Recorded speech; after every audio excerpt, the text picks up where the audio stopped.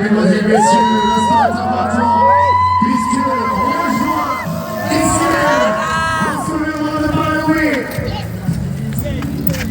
Avec le sport, Axel est avec nous. Axel est. C'était à la fois, je dirais, surprenant. Après, je dirais, il y avait des moments un peu plus soft. J'avais mon beau-père qui était là, qui connaît le terrain par cœur, qui me disait attention là, faut se méfier. Là, il faudra aller à gauche, il faut aller à droite. Là, ça va être un peu plus dur, mais voilà, ça a été globalement, voilà, on n'a pas eu de frayeur. J'ai cru à un moment que j'allais dans un virage, ouais. Parce qu'on a tapé aussi. Ah oui, j'ai perdu mes pédales. J'ai mes pieds qui sont clippés avec le pied, mais je ne sens pas mes pieds à un moment donné. J'ai été clipsé sans faire exprès. Et là, heureusement, je me suis mis sur le côté. J'ai pu me tenir à Eric et voilà, on est reparti. Après, ça a été. C'est l'enfer ou pas alors Je sais pas si on peut dire l'enfer aujourd'hui, parce que là, il y a eu super beau temps. Donc voilà, c'était top. C'était top et on a fait les 30 premiers kilomètres, je me suis dit ah, c'est quand même long, 30 km, et je me dis on a fait que la moitié. Et là on va attaquer le plus dur. Mais non, ça a été. On est en peloton, donc il y a une dynamique où on est tous là pour s'entraider, pour passer un bon moment. On parle, on échange, donc au final, on a fait quoi, 4 heures sur le vélo? Ouais. Je les ai pas vu passer. Certains dans le peloton disaient bon, l'année prochaine on fait les 170. J'y allais doucement. Fier en tout cas, vous avez fait l'enduropad, c'est un défi de plus de réaliser.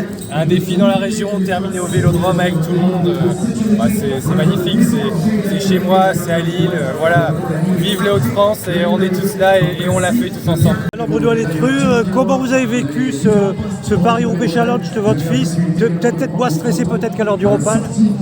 Là c'est le plaisir uniquement, je faisais l'assistance, s'il lui arrivait quelque chose, donc je suis resté derrière tranquillement à l'observer, surtout qu'il a vraiment bien roulé, donc j'ai même pas plus besoin de le dépanner, donc super, il fait beau, il a bien être fatigué, parce que je voyais qu'il avait quand même du mal. Mais il a été jusqu'au bout et c'est super. Bon, donc vous n'avez pas eu grand chose à faire, c'est l'idéal finalement. Profiter du bon moment avec tout le monde, avec toute son équipe, et c'était super.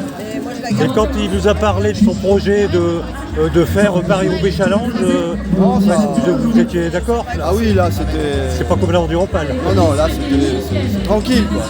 Voilà, bon, il peut y avoir quelques petits incidents, mais c'est minime. Donc c'était avec plaisir que j'ai voulu le faire avec lui en tant qu'assistance.